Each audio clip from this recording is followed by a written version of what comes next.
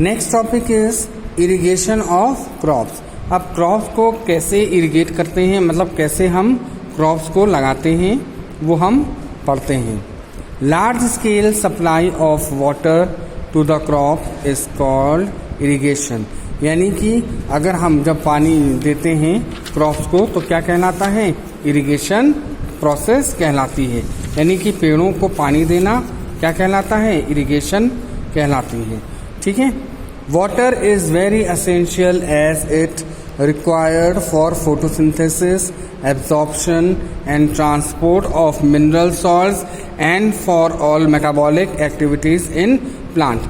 अब वाटर जो है बहुत ज़्यादा उपयोगी होता है। अगर हम पेड़ों में पानी डालते हैं तो उसमें पेड़ों में क्या होता है, फोटोसिंथेसिस की प्रोसेस अच्छे से होती है, एब्जॉर्प्शन जो होता है वो अच्छे से होता है, और पूरे प्लांट में ट्रांसपोर्टेशन ऑफ मिनरल सॉल्ट्स ये भी बहुत अच्छे से होता है। यानी कि इरिगेशन करने से, इसीलिए हम पेड़ों में पानी इसीलिए डालते हैं ताकि जो पेड़ हैं वो फोटोसिंथेसिस की प्रोसेस कर लें, उनमें ट्रांसपोर्टेशन ऑफ मिनरल सॉल्ट है ये भी बहुत अच्छे से हो जाए, और उनकी जितनी भी मेटाबॉलिक एक्टिविटीज़ हैं प्लांट्स की वो प्रॉपरली हो जाए। इसीलिए हम पेड़ों में पानी डालते हैं। Irrigation in rural areas is done by various traditional sources such as rivers, wells and lakes by using different methods such as pulley, राहत and ढेकली। अगर इरिगेशन की हम बात करें, जब सिंचाई की बात होती है तो सिंचाई के लिए हम अगर बेसिकली बात करें तो लोग नदी के पानी से, कुएं से या लेक से क्या करते हैं, पानी लेते हैं और अपने खेतों की सिंचाई करते हैं। ठीक, इसके लिए वो पुली, राहत एंड ढेकली इसका इस्तेमाल करते हैं। Rain also help in irrigation the field naturally. अब बारिश जो होती है ये क्या करती है, ये भी इरिगेशन में हेल्प करती है, क्योंकि ये नेचुरल बारिश होती है जो हमारे पेड़ों को क्या करती है, सींचती है। जो बारिश का पानी है वो क्या करता है, हमारे पेड़ पौधों को सींचता है। Traditional method of irrigation often include pulley system, मोट एंड मोट। मोट और मोट मीन्स अगर हम ट्रेडिशनल मेथड की बात करें तो ये पुली सिस्टम है जिसका इस्तेमाल किया जाता है, जो पहले के ज़माने में लोग करते थे। That are used to deliver water from a dug well using a moat यानी leather bag to soil vegetation, flowers and other form of plant life। अब पहले के ज़माने में क्या होता था कि लेदर बैग उसका इस्तेमाल किया जाता था, कुआं खोदा जाता था, उसके बाद फिर उसको मोट की सहायता से यानी कि लेदर बैग की सहायता से पानी ले करके वो डाला जाता था सॉइल में, जिससे कि वेजिटेशन हो, जो सॉइल जो प्लांट की ग्रोथ है, वेजिटेशंस हैं, फ्लावर्स हैं, और जो प्लांट्स की जो लाइफ है वो प्रॉपरली ग्रो करती थी। मीन्स पहले के ज़माने में लोग इसका इस्तेमाल करते थे। For many farmers, lower priced traditional methods of irrigation such as rahat, chain pumps or lever system, also known as ढेकली, can be very cost effective। अब पहले के ज़माने में जो भी फार्मर्स राहत का, चेन पम्प्स का या लीवर सिस्टम जो ढेकली का इस्तेमाल करते थे, ये भी क्या होता था, कॉस्ट इफेक्टिव थी। कॉस्ट इफेक्टिव यानी कि थोड़ी महंगी पड़ती थी। Tubewells, water wheels, sprinkles are some other method. इसके अलावा ट्यूबवेल से भी सिंचाई होती है, वाटर व्हील से भी होती है, और स्प्रिंकलर्स जो आजकल इस्तेमाल किया जाता है, इससे भी क्या होता है, सिंचाई का काम किया जाता है। यानी कि ये जब मेथड्स इस्तेमाल किए जाते हैं इसकी मेथड की सहायता से क्या होता है, ये सिंचाई का काम होता है। राहत also called the Persian wheel. राहत है जिसे हम पर्शियन व्हील भी कहते हैं, is a circular iron wheel that discharges water in the head of channel. ये क्या किया जाता है, इसमें एक व्हील है, इस व्हील के चारों तरफ क्या लगा होता है, सब कंटेनर लगे होते हैं और ये वाटर को क्या करता है, एक चैनल के थ्रू मतलब क्या करते हैं कि एक व्हील होता है, व्हील की तरफ चारों तरफ कंटेनर लगे हैं कि कंटेनर से पानी को लिया जाता है और उसी पानी से क्या किया जाता है, वो नहरिया बनाई, एक रास्ता बनाई जाती है, उसी में पानी डाला जाता है और वो पानी क्या होता है धीरे धीरे खेत में जा कर के पहुंचता है। तो ये पूरा चैनल बनाया जाता है जिसका इस्तेमाल लोग खेती बाड़ी में करते हैं। Rahats can be powered by humans और ऑक्स, और जो राहत होते थे उन्हें ह्यूमन चलाते थे या जो भी बैल वगैरह है उसको बांधते थे। जो बैल है घूमता था, अगर आप देखें ये देखिए राहत सिस्टम दिया हुआ है, ठीक है। अगर आप डायग्राम में देखिए तो ये बैल बंधा हुआ है, ये चारों तरफ घूमता था और जो ये देख रहे हैं आप व्हील, ये पानी से लेकर के डाला जाता था, एक रास्ता बनाई जाती थी जिससे कि ये पानी लोगों को वहाँ खेतों तक पहुँचता था, ठीक है। और ये देखिए आप फिगर में देखिए ढेकली सिस्टम है, ठीक है। इसमें भी क्या होता है कि ये वेल से पानी निकाला जाता है और इसी से क्या किया जाता है, खेतों तक पानी पहुंचाया जाता था। Chain pumps, in chain pumps की भी सहायता ली जाती थी, ठीक है। मोट और मोट सिस्टम, ये भी सिस्टम यूज़ किया जाता था जिससे कि इरिगेशन का काम हो सके। तो ये इस तरह के जो मेथड्स हैं इसका इस्तेमाल भी किया जाता है कि जिससे कि इरिगेशन में हमें प्रॉपरली मदद मिल सके, ठीक है। ढेकली, also called the ढेंकली, is used to lift water from a shallow well with the help of one person who use a long wooden pole lever with weights tied to one end। यानी कि अब ये अगर ढेकली की अगर हम बात करें, ढेकली का ये है सिस्टम, इसमें क्या होता है, एक तरफ पत्थर बांधा जाता है और एक तरफ ये कंटेनर बांधा जाता है जो कुएं में लटकाया जाता है। शैलो वेल्स होते थे उसमें लटकाया जाता था। तो एक आदमी क्या करता है, उससे लिफ्ट करके पानी क्या करता था, उसको ये कंटेनर को डुबाता था, पानी भर करके वापस आता था और यही पानी को वो क्या करता था, उस एक रास्ता बनाया जाता था जिसमें डाल देता था जिससे कि वो खेतों में पानी पहुंच जाता था। तो ये इस तरह से वुडन पोल बना करके क्या किया जाता था, इरिगेशन का काम किया जाता था। नेक्स्ट है factors on which irrigation depends. अब कुछ ऐसे फैक्टर्स हैं जिस पे इरिगेशन क्या है, डिपेंडेंट है। कौन कौन से फैक्टर्स हैं ये? Irrigation depends on factors such as the nature of the soil and the requirement of the crop. Means जो इरिगेशन का जो फैक्टर्स हैं वो मोस्टली डिपेंड करते हैं सॉइल पर कि कौन सी सॉइल है, नेचर क्या है सॉइल का, और कौन सी क्रॉप उस सॉइल में सोन है, यानी कौन सा क्रॉप उस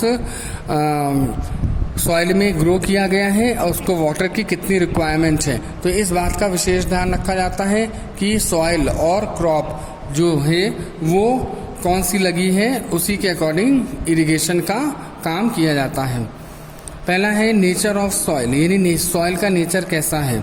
the amount of water required for irrigation depends on the type of soil. Means जो इरिगेशन का काम है वो टाइप्स ऑफ सॉइल, यानी किस टाइप की सॉइल है ये उस पर डिपेंड है और उसी के अकॉर्डिंग इरिगेशन का प्रॉपर प्रोसीजर तैयार किया जाता था।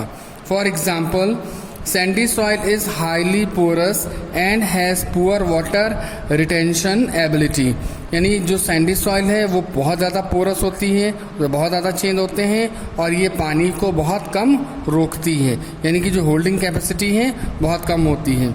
Hence it requires frequent irrigation, यानी इसमें अगर इस तरह की मिट्टी में कोई पौधा लगा है तो उसमें जो इरिगेशन का काम होता है बहुत तेज़ी से किया जाता है क्योंकि जो सैंड है वो बहुत ज़्यादा पानी होल्ड नहीं करती है।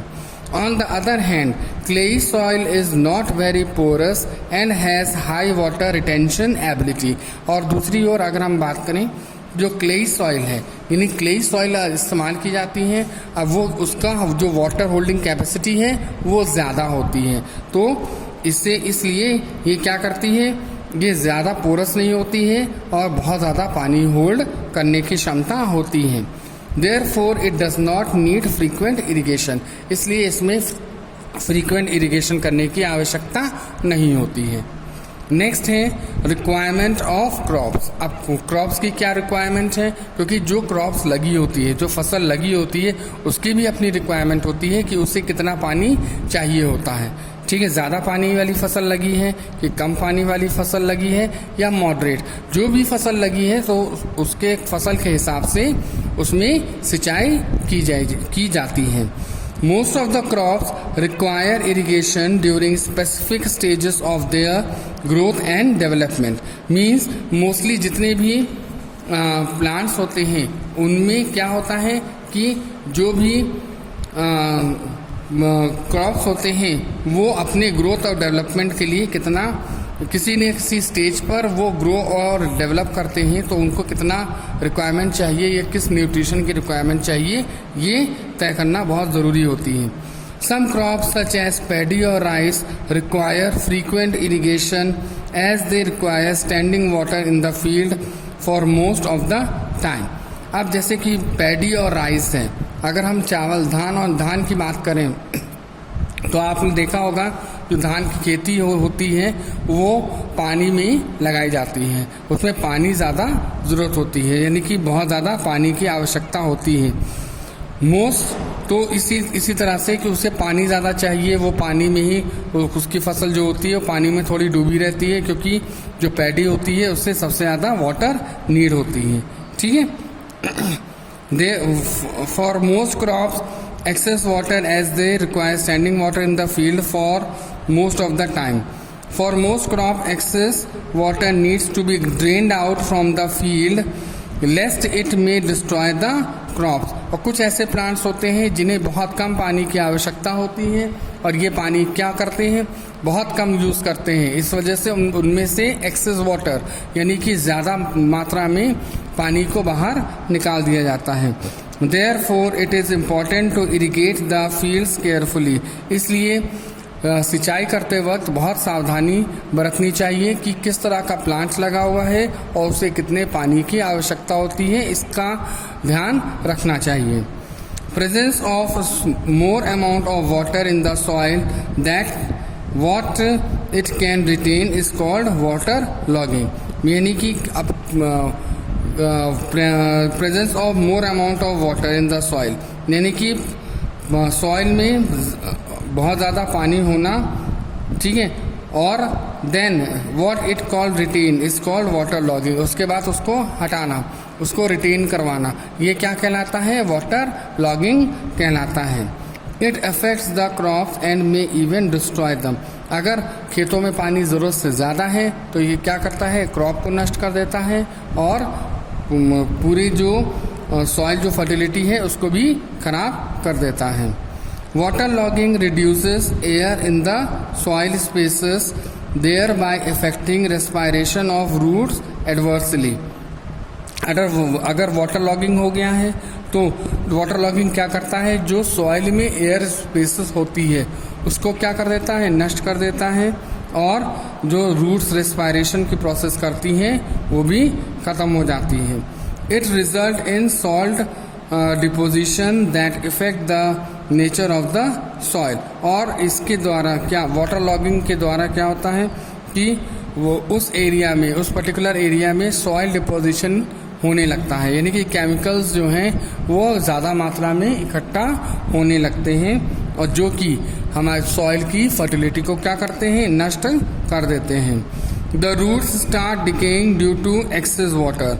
जो पेड़ की जड़ें होती हैं, जो फसल की जड़ें होती हैं, वो एक्सेस वाटर में क्या करना शुरू कर देती हैं, सड़ना शुरू कर देती हैं, यानी खराब होना शुरू कर देती हैं। As a result, there is severe damage to the crop, reducing crop yield extensively. Means अंत में क्या रिजल्ट निकलता है कि ज़्यादा मात्रा में पानी होने की वजह से क्या होता है जो क्रॉप है वो नष्ट होने लगते हैं, उनकी जड़ें नष्ट होती हैं और साथ ही साथ पूरी फसल भी क्या हो जाती है, नष्ट हो जाती है। ठीक है, नेक्स्ट आता है आपका topic modern method of irrigation, यानी आधुनिक जो तकनीक है उसके अकॉर्डिंग किस तरह से इरिगेशन किया जाता है। Some of the modern methods of irrigations are discussed in the following text. अब कुछ ऐसे इरिगेशंस के मेथड हैं जिनका इस्तेमाल हम लोग आजकल करते हैं। पहला है स्प्रिंकलर सिस्टम। यानी स्प्रिंकलर सिस्टम क्या होता है? Irrigating field using rotating sprinklers is called sprinkler system of irrigation. आप देखिए फिगर में इस तरह के आप लोग देखिए कि इस तरह के स्प्रिंकलर्स लगे होते हैं, ये रोटेट करते करते और पानी की बौछार, ये पूरे खेत में पानी की बौछार करते हैं। तो ये स्प्रिंकलर सिस्टम इस्तेमाल किया जाता है, जिससे कि क्या होता है कि खेतों में पानी यानी वाटर जो होता है वो दिया जाता है। ठीक, in this system water is distributed under high pressure through a pipe network in a pre determined pattern. यानी कि इस मेथड में क्या होता है कि जो स्प्रिंकलर लगाया जाता है वो एक पूरा सेट लगाया जाता है स्प्रिंकलर का, और उसमें पानी का हाई प्रेशर रखा जाता है जिससे कि पानी दूर दूर तक जाए। यानी एक नेटवर्क होता है पाइप्स का, वो लगाए जाते हैं और उसी के द्वारा स्प्रिंकलर ऐड किए जाते हैं, जिससे कि जो पानी है वो दूर दूर तक और सभी पौधे जो हैं, जो भी क्रॉप्स लगे हैं, उनको अच्छे से पानी मिल जाए।